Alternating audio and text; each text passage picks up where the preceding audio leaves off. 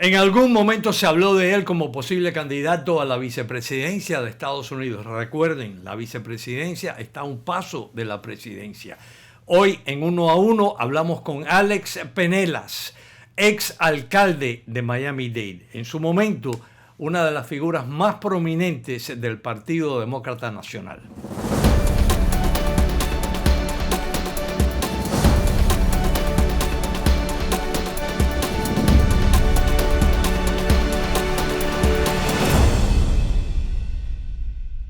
La historia es importante para entender el presente, para ver hacia el futuro. Hay que saber algo de historia y los protagonistas de la historia son importantes. Gracias, Alex Penelas, abogado de profesión, inversionista en el campo de los bienes raíces, concejal siendo muy joven del municipio de Hialeah, después comisionado del condado Miami-Dade y el primer alcalde cubano-americano latino de Miami-Dade. Gracias, alcalde, por estar con nosotros. Ricardo, es un placer estar aquí. Muchísimas gracias por esta invitación. Usted comenzó bien joven en la política, tendría 25, 26 años. ¿Qué le diría el Alex Penelas de hoy, que sigue siendo una persona joven, pero que tiene suficiente edad como para ser el padre de aquel Alex Penelas de 25 años? ¿Qué le diría? ¿Le aconsejaría que se metiera en la política o que se dedicara a ser abogado, por ejemplo? No, yo no arrepiento haberme introducido en la vida pública. Siempre uno hiciera cosas diferentes, ¿no? Después de 30 años. Sí. O sea, el Alex Penelas de hoy le diera el consejo al Alex Penelas de ese momento. Primero, de que en la política la moderación es súper importante. Sí. Yo miro a tantos años en la política y el tiempo que uno mal invirtió en cosas que realmente no eran significantes. Y como consecuencia, el segundo consejo que le daría a ese Alex Penelas es que la familia sigue siendo lo más importante a pesar de todo lo que puede suceder en la vida pública. Porque desafortunadamente cuando uno se va involucrando más y más, los que sacrifican más que nada es la familia. O sea, yo creo que esos serían dos de los consejos importantes que yo le daría a ese Alex Penelas. ¿Pero por qué entró en la política? Porque yo estuve haciendo un poquito de preparación para este programa y vi que usted se graduó de la Escuela de Derecho, la Facultad de Derecho de la Universidad de Summa Cum Laude. Uno piensa que esta persona se va a dedicar a un bufete en Brickell o un bufete en Wall Street.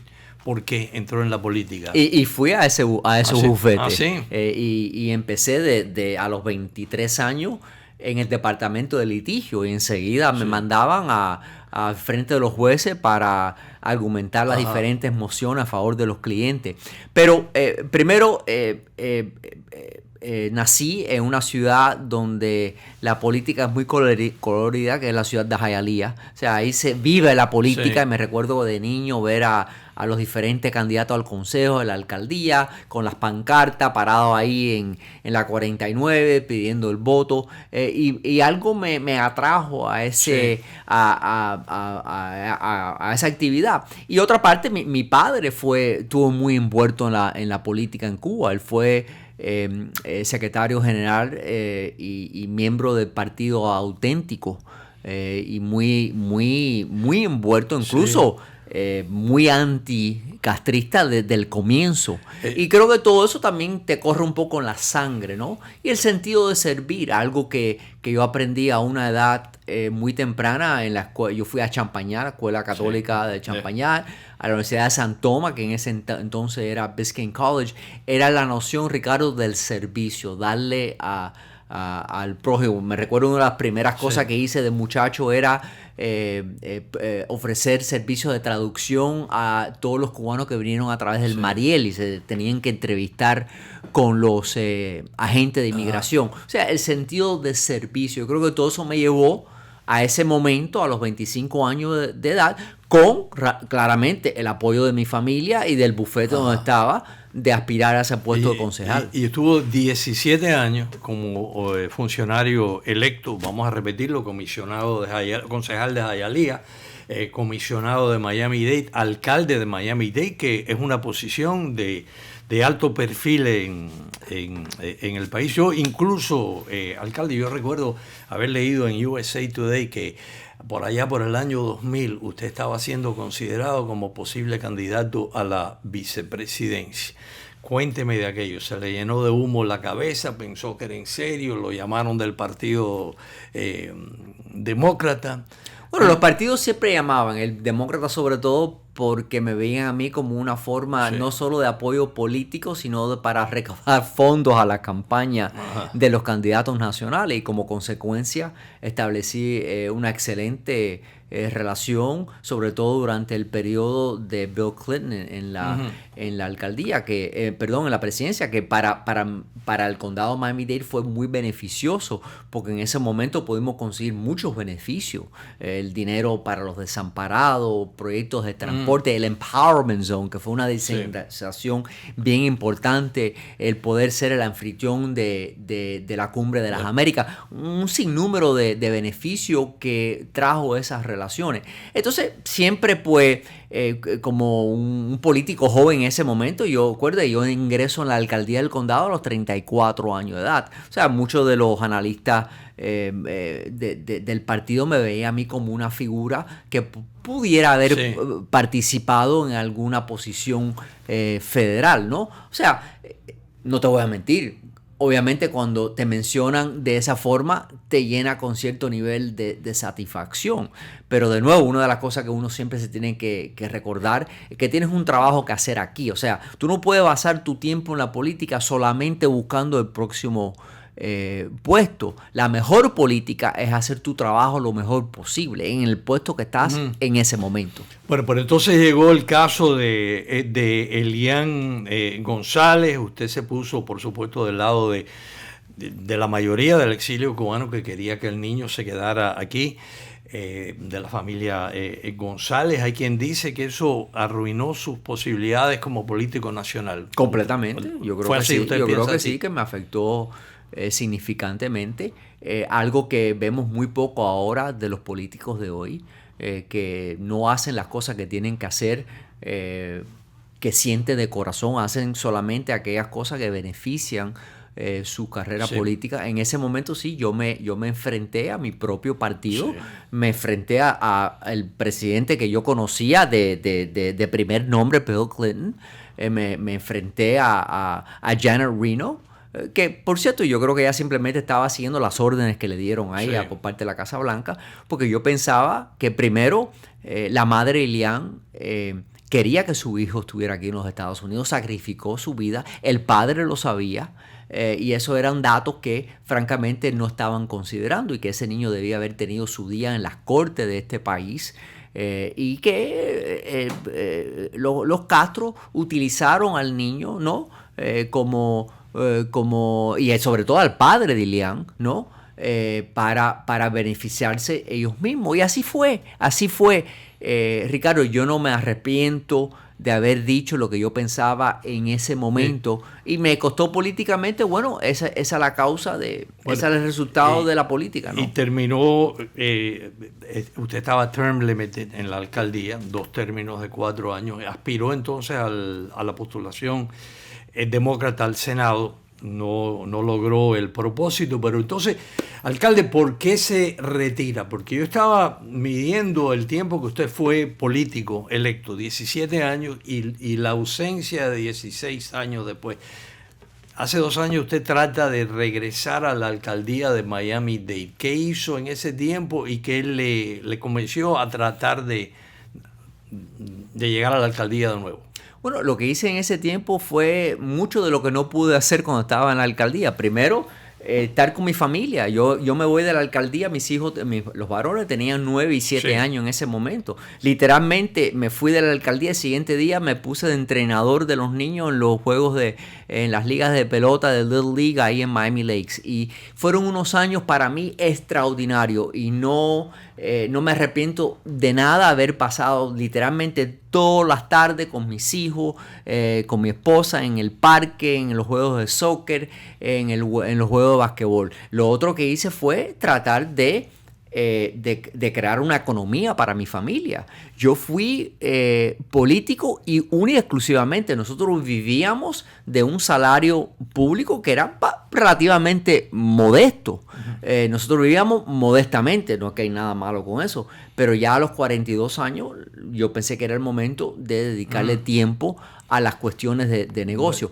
Y después viene la niña, que fue para nosotros una de las bendiciones. 2 varones y una niña. Y la niña. Más pequeña. Los varones tienen 27 y 25, la niña tiene 10 años. Los varones, algunos de ellos tienen ambiciones políticas. Yo te Eso diría corre que, las venas. Sí, yo te diría que el de 25, que es abogado, Ajá. ya graduado y con licencia, tiene sus ciertas inclinaciones políticas. Pero creo que ya ha tenido también el beneficio de ver cómo funciona. Y tú preguntas, bueno, ¿por qué la decisión de tratar de regresar? Una de las razones fue, quería darle a los hijos míos esa experiencia, pero las razones principales eran completamente diferentes. ¿Cuáles eran? Era realmente el sentido de servir. Yo pensaba que ya yo había llegado a un punto en mi vida, 58 años, ya gracias a Dios habíamos obtenido cierto nivel económico donde estábamos cómodamente en la familia, donde yo podía regresar al servicio público, no a la política, al servicio público, sin deberle nada a nadie. Hacer y decir lo que yo pensaba que era lo oportuno. ¿Y qué se puede hacer? ¿Qué se puede hacer? Vamos a ver, yo pienso que el Miami, aquel al que llegan su mamá y su papá siendo personas jóvenes y tuvieron oportunidades, el Miami en que usted nace, en que usted da sus primeros pasos como político, no existe. Este es un Miami mucho más difícil. ¿Cómo podemos resolver los temas agobiantes aquí? La vivienda, esa disparidad que hay entre lo que gana la gente y lo que tiene que pagar por un techo, sea alquilado o sea casa comprada. ¿Cómo podemos resolver el tráfico? ¿Cómo podemos resolver el tema de los bajos salarios aquí? ¿Qué propuestas tenía usted como candidato a la alcaldía hace 2 años? Bueno, lo primero que tenemos que hacer y lo que yo propuse, siendo un político moderado del centro, es que tenemos que hablarnos unos al otro. Es lo primero que tenemos que hacer. En este momento, incluso al nivel local, que es bien triste, ya si tú eres republicano no vas a hablar con la alcaldesa que es demócrata, o si eres demócrata no te vas a alinear con los comisionados republicanos. Eso tiene que parar, Ricardo. Los problemas locales, sobre todo, no pertenecen ni a un partido ni el otro.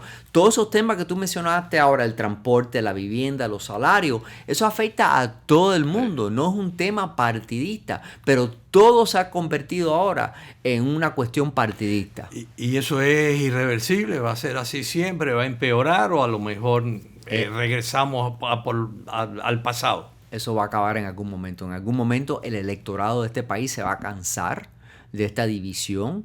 En algún momento, bueno, está pasando ahora. Si tú miras dónde están yendo las nuevas inscripciones de los electores, no están yendo ni para los republicanos ni para los demócratas. El grupo creciente de votantes en este momento son las personas que se inscriben como no partidistas, y va a llegar el momento donde se le va a permitir a esos electores participar en elecciones primarias y van a empezar a elegir políticos centristas. O sea, no sé si son 10 años, no sé si son 20 años, pero en algún momento eso tiene que suceder. El Partido Demócrata, ¿hacia dónde va? Hay mucha gente que dice que se ha ido demasiado a la izquierda. Woke politics, le dicen. Por ejemplo, este tema de quitarle fondos a la policía, que no es un tema muy popular aquí en Miami. ¿Cómo ve usted el futuro de su partido? ¿Es el partido de Biden, de alguien que viene después de Biden, o es el partido de Alexandria Ocasio-Cortez? En este momento el partido tiene un desorden completo. Hay una falta de un mensaje coherente. No hay figuras que uno pudiera decir que van a poder competir para estas importantes posiciones. Pero igual está pasando con el Partido Republicano, donde hay extremistas a la derecha. La única diferencia es que los republicanos, en mi opinión, están haciendo una mejor labor en elegir a los de ellos. Mira, en el caso de los demócratas, rechazaron a Bernie Sanders en las primarias completamente. O sea, Bernie Sanders estaba en la boleta, recaudó millones de dólares y los rechazaron. O sea, hay índice de que el Partido Demócrata tiene la habilidad de identificar políticos centristas, pero en este momento es muy difícil ser centrista. Hay unas elecciones para la gobernación aquí de la Florida. El gobernador DeSantis, un republicano conservador, muy cercano al expresidente Trump, por supuesto, ya es el candidato del Partido Republicano, pero hay 3 fuertes candidatos a demócratas a la gobernación. ¿Usted favorece a alguno de ellos? Tengo muy buena relación con la señora Nikki Friede y con Annette Taddeo. No sé al final si ambas van a permanecer en la contienda. El tercero es Charlie Crist, como tú bien sabes, que fue republicano, después independiente, ahora demócrata. Dicho eso, creo que va a ser extraordinariamente difícil que ninguno de ellos le gane a Ron DeSantis. Yo voy a apoyar al candidato demócrata. Creo que la política, yo no estoy de acuerdo con la política de Ron DeSantis. Yo creo en una separación de poderes. Yo creo que la legislatura tiene su papel en nuestro sistema de gobierno. Creo que los jueces, la rama judicial tiene su papel, así como la rama ejecutiva. Estamos en este momento viviendo en la Florida donde hay una sola persona que manda, que es el gobernador. Y yo no te, para eso nos fuimos de Cuba. Eso es lo que está pasando en Venezuela, donde todo el poder se concentra en una rama del gobierno. Eso es malo para este estado. Pero la maquinaria republicana, los intereses que llevaron a DeSantis a la gobernación, yo creo que en este momento tienen una clara ventaja. Usted me dijo que su papá, habanero, por cierto, su mamá es de Matanza. En Matanza, sí. Fue un alto funcionario del Partido Auténtico, que era un partido se preocupaba mucho por la cosa social en Cuba. Se parecía a lo que era el Partido Demócrata de hace tiempo.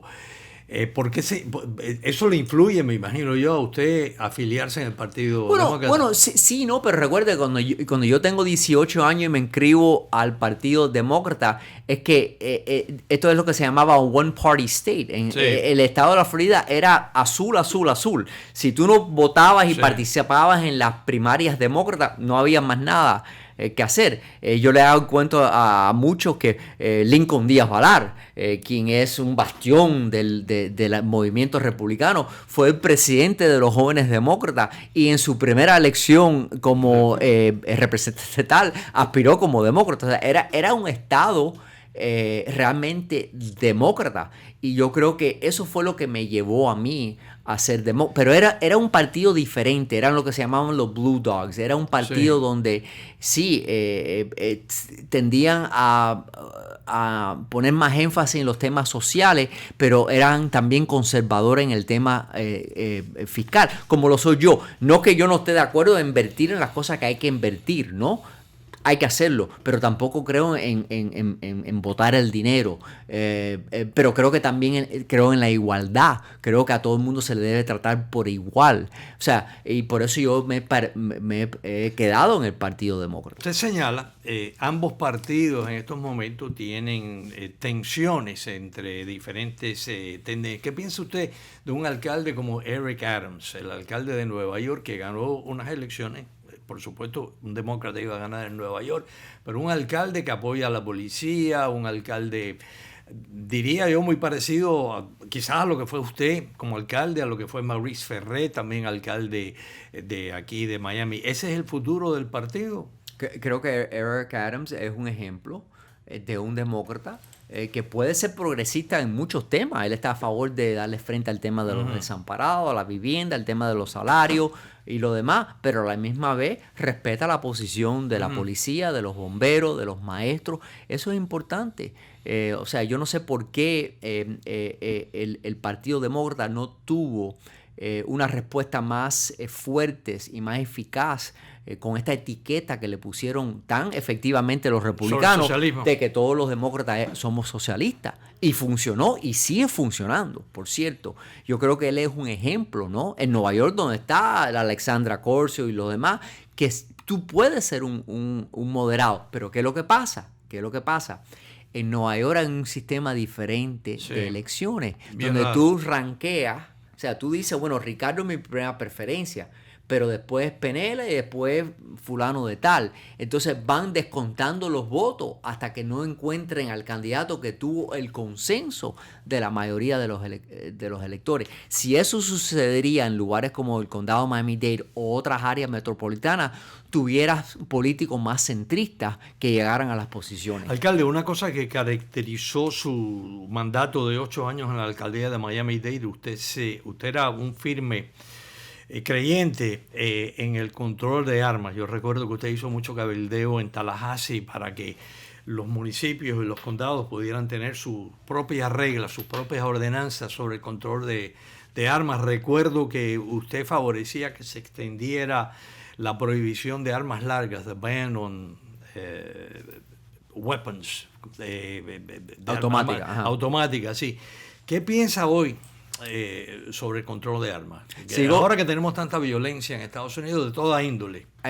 Sigo pensando, mire, yo creo en la segunda enmienda y el derecho, ¿no? de un ciudadano que tenga un permiso, que tenga un entrenamiento apropiado de poseer una arma. Yo no tengo ningún problema con eso, pero hay controles, yo creo que es razonable. Mira, una de las cosas que yo hice aquí en el condado Miami-Dade fue aplicar las reglas de el chequeo de los antecedentes y la espera de 3 días a la venta de armas en las ferias privadas, los gun shows, que los vemos aquí casi todos los fines de semana, donde tú podías ir y hacer una transacción y salir a la calle el siguiente día. Bueno, en ese momento había suficiente espacio legal para implementar esa espera de 3 días y el chequeo de los antecedentes.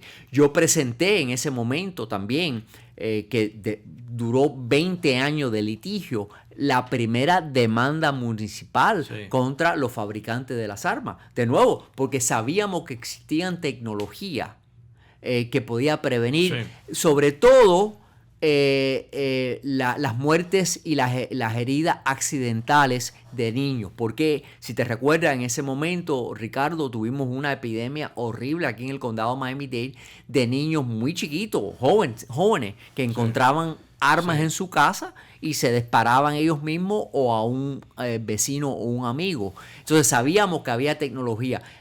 Fueron 20 años de litigio. Ahora es que esos casos están teniendo éxito en las cortes a través de los Estados Unidos. O sea, hay cosas que se pueden hacer. Las personas con los trastornos mentales, tenemos que hacer algo para evitar que tengan las armas. Todo eso fue parte, que yo creo que son controles razonables. No decir, no, aquí nadie puede tener una arma. Claro, pero han pasado más de 20 años y seguimos con la misma discusión. Hace poco tuvimos una terrible masacre en Buffalo. En Nueva York. Hace poco un señor se montó en uno de los vagones del subway de Nueva York y empezó a disparar. Afortunadamente, las 10 personas que fueron heridos no perdieron la vida. ¿Cuándo termina esto? ¿Cuándo llegamos a algún tipo de solución que evite estas matanzas, evite que estas armas caigan en manos de estas personas tan dañinas? Eso va a cambiar pero que a la vez tengamos respeto por la segunda enmienda. Eso va a cambiar cuando empecemos a hablar, cuando empecemos a modificar la forma en que elegimos. En este momento, las primarias de este país, que por cierto, hay menos y menos personas que son elegibles para votar en las primarias, porque la mayoría de la gente están votando o se están inscribiendo como independientes. Las primarias en este momento lo que está produciendo son nominados extremistas. A la izquierda, que van a querer todo tipo de control, y a la derecha, que no van a querer ningún control. Hay primarias que son abiertas, open primaries. Deberíamos tener un open primary aquí en la Florida, que un independiente pueda votar en cualquiera de las dos. Completamente. Porque si ese sistema fuera a existir, entonces el candidato republicano o demócrata tendría que enviar un mensaje hacia el centro, porque los independientes son elegibles y pueden votar en cualquiera de las dos primarias. O sea, la retórica cambia por completo. Vamos a hablar un poquito de Cuba. Su papá es de La Habana, su mamá de Perico. ¿Usted fue alguna vez a Cuba? Nunca. ¿No le pasó por la cabeza por qué? No, me encantaría ir a Cuba. Pero por razones que a lo mejor le perjudicaba políticamente o por solidaridad con sus padres, ¿por qué? All of the above. All of the above, okay. O sea, primero por temas de seguridad. Mi padre, recuerde, lo condenan a un padrón. ¿Ah, sí? Él estuvo condenado a... Mi padre, gracias a Dios, fue el último, hablando de la historia que Sí. mencionaste, mi padre fue el último caso de habeas corpus, cuando la Sí. corte tenía alguna semblancia de autoridad. Y el abogado muy prominente de Miami, que murió hace 2 años, Oswaldo Soto, fue el abogado que saca a mi padre de las cárceles y lo pone en un avión, y lo demás también historia. Pero bueno, primero, por cuestiones de seguridad, mis padres nunca pensaban que era apropiado que ni ellos ni nosotros fuéramos a Cuba, por cuestiones de seguridad. Segundo, siempre hemos pensado que había que celebrarse por lo menos dos funerarias, y hemos visto un velorio nada más hasta que fuéramos a Cuba, que es que Cuba sin los Castro. Y número 3, no te voy a mentir, el tema político. El cubano, el político cubano de los 80, los 90, 2000, que hubiese viajado a Cuba, sobre todo para temas si hubiera sido de cultura o de negocio o de turismo, políticamente hubiera pagado un precio bastante fuerte. Eso ha cambiado un poquito, pero en esa época era un tema bien fuerte. El presidente Biden acaba de anunciar algunos cambios en la política de Estados Unidos con Cuba. Ha abandonado muchas de las sanciones que se impusieron durante el gobierno del expresidente Trump. ¿Qué piensa usted de esta medida? ¿Está de acuerdo? ¿La cuestiona? Bueno, hay partes que le gustan y otras que no. Sí, todo lo que acabas de decir, me parece que los temas humanitarios son justos, ¿no? Aquellas personas que tienen familiares, que quieren ayudar a los familiares, que quieren viajar a Cuba para ver sus familiares, muchos que pueden estar ya ancianos, enfermos. Lo que no me gustó fue que aquí no consultaron con nadie. De pronto, de un día para otro, primero el día antes, los temas de Venezuela también sin consultar con nadie. Al siguiente día el tema de Cuba. Eso creo que también demuestra que los asesores del Partido Demócrata, los asesores del presidente, han dicho que ya la Florida no está en juego, o sea que la Florida... Ya no somos un estado bisagra, ya no longer swing state. No es un estado morado, ya eso se perdió, o no tienen la inteligencia de decir, caballero, oye, yo me recuerdo en la época de Bill Clinton, él me llamaba personalmente cuando había un tema de Cuba.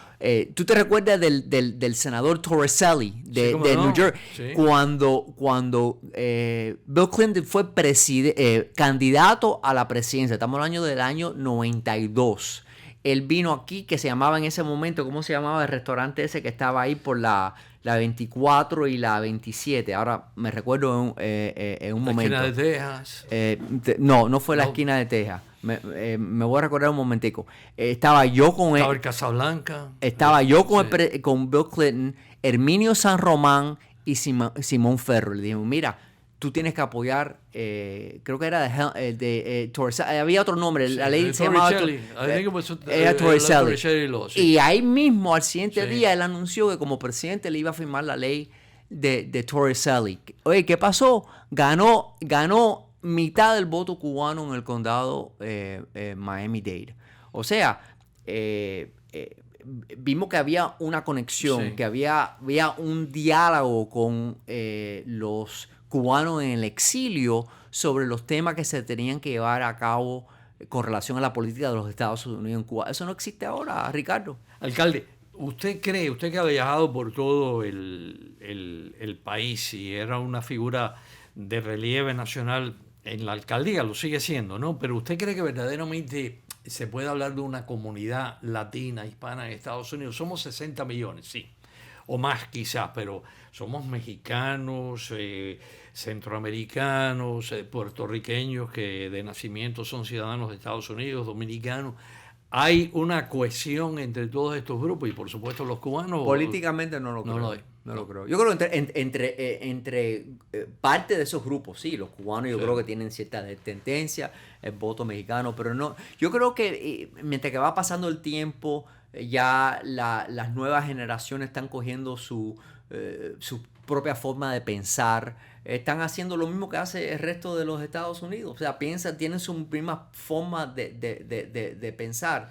Estaba pasando no tanto, pero estaba pasando también con el voto negro. El voto negro ya no es una cuestión automática que vaya a ir para un grupo o del otro. Hablando de la comunidad afroamericana, usted felicitó a la nueva jueza designada de la Corte Suprema, aprobada por el Senado, Ketanji Brown Jackson. ¿Usted la conoce personalmente? Nunca la he conocido, pero el historial de ella me pareció inspirador para cualquier muchacha que se esté criando en este momento, sí, blanca, negra, latina, lo que fuera, de que tú puedes llegar a las más altas posiciones. Ella fue miamense en un momento, sí, se graduó de una escuela de aquí. O sea, yo creo que para nosotros es de orgullo, aunque esté de acuerdo o no con su filosofía, porque debemos, y no lo estamos haciendo, seguir creyendo en la independencia y la integridad de la Corte Suprema. Yo creo en eso. ¿Usted cree que se ha perdido? Hay una supermayoría conservadora ahora. Yo creo 6-3. Bueno, no importa si es más conservador. Eso cambia, sí, con el tiempo. Pero la integridad, sí, yo creo que está en tela de juicio en este momento. ¿Pero por qué? ¿Por la filtración de la opinión preliminaria del juez Alito? ¿Por las actividades políticas de la señora de uno de los magistrados, la esposa de Clarence Thomas? Y por muchos otros temas, sí. Está el liqueo del borrador de la opinión. Está la participación activa de la esposa del juez Thomas. Estamos viendo donde el proceso de confirmación de las nominaciones se han convertido, sí, en unos shows políticos. Estamos viendo personas nominadas a la Corte Suprema, sí, que honestamente no tienen la experiencia y la capacidad que deben tener para estar en esa... O sea, se ha politizado un poco el proceso de la Corte Suprema. Esta situación que tenemos de esta política exaltada, algo teatral, ¿es culpa nada más que de los políticos o es culpa también de los medios de comunicación? Bueno, los medios se benefician de eso. Sí. Yo creo que porque yo creo que este tipo de diálogo, sí, produce un contenido bastante fácil para que se pueda poner en las noticias de las 6 o las 11, sí, de la noche. Se presta para eso. Y encima de eso ahora, antes teníamos 4 o 5 lugares donde podíamos buscar la noticia seria, verificada, confirmada. Ahora cualquiera dice que es periodista, cualquiera dice que tiene información de última hora, cualquiera se pone atrás de un micrófono. Entonces la media social creo que también ha contribuido, ¿no?, a todo este extremismo, porque hay micrófono para todo. Para todo el mundo hay un micrófono ya aquí. Bueno, nosotros aquí en este programa, uno a uno, vamos a tratar de hacer todo lo contrario. Nos gusta hablar de historia, nos gusta hablar de temas, nos gusta revisar el pasado y la visión de futuro que tienen los protagonistas de la historia, como usted y como otros de ambos partidos. Le tengo una última pregunta. ¿Qué grandes lecciones aprendió en su vida personal, esos 16 años en que estuvo fuera de la política, los 17 en que fue funcionario electo? De cómo funciona la vida, el mundo en general, no solo la política. Una de las lecciones importantes era nunca abandonar tu familia, recordarte siempre de que no... Y yo creo que esto aplica a cualquier profesión. No importa si eres el médico más prominente del mundo o el mejor periodista, la familia es importante porque esas son la gente que siempre van a estar ahí. Yo creo que hay veces que nos envolvemos tanto en nuestras profesiones que abandonamos la gente que más queremos. Lo otro que creo que una lección importante que me tomó muchos años aprender era que hay veces tienes que tomar las cosas como vienen. No puedes estar tan apurado para llegar, para lograr, para ganar, de que haces cosas que a lo mejor no debes hacer, ¿no? En el camino. Y de nuevo, la edad pues le da a uno un poquito de perspectiva y un poquito de paciencia. Pero esas son dos importantes lecciones que en mi opinión creo que aplican a cualquier profesión. Alcalde, muchísimas gracias. Un placer, gracias Ricardo.